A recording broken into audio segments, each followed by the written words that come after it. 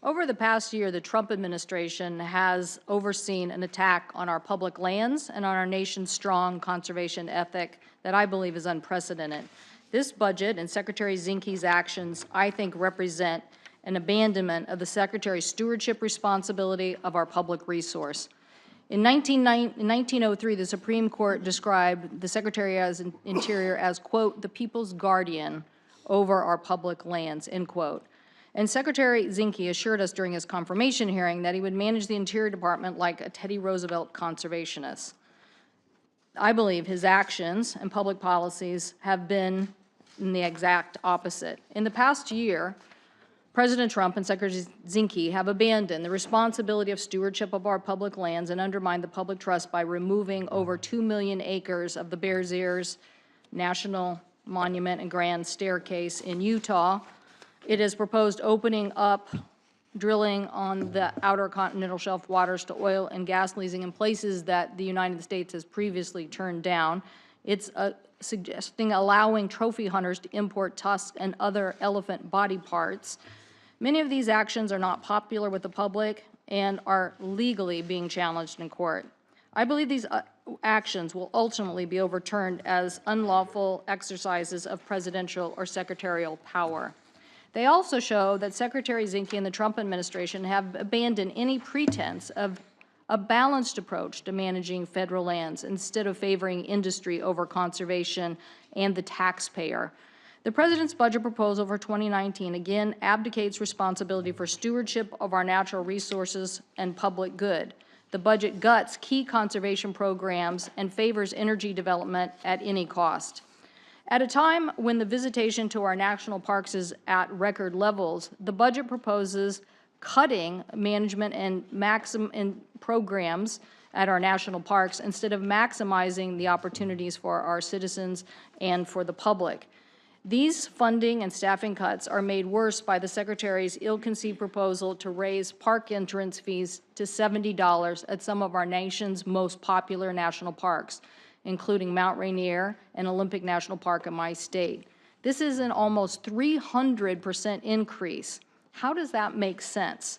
The two national parks in my state together have more than 4.8 million visitors a year. Your proposal would increase the park entrance fee and cost visitors to these parks an additional $215 million a year. So the impact on these parks impact the livelihood of businesses and communities throughout my state. And Secretary Zinke, while my constituents are hearing about private jet rides and expensive doors, they want to understand why someone is proposing to raise park fees at this level. I've heard from many Washingtonians, and they are concerned that they won't be able to afford going to the national park and that these fees are absurd. These increases imposed on Americans' public lands are also in sharp contrast to the millions of dollars of royalty reductions that the Secretary is proposing for oil and gas and coal companies. The staffing and budget cuts at our national parks, also combined with similar budget cuts at virtually all non-energy programs within the interior, shows the administration's failure to recognize the importance of the outdoor recreation economy. Further proof of the administration's efforts is that almost all appropriated funds for the Land and Water Conservation Fund are cut, one of the most successful programs. In fact, the budget goes further by proposing to rescind previously appropriated land and water conservation funds. It also dramatically cuts funding programs to the management of water in the West. And I can tell you this committee has dealt effectively with this issue, but a lot more needs to be done. We can't have programs like conservation programs, drought resiliency programs, programs to help fund rural and tribal communities cut, leaving both farmers, fishermen, tribes, and communities high and dry.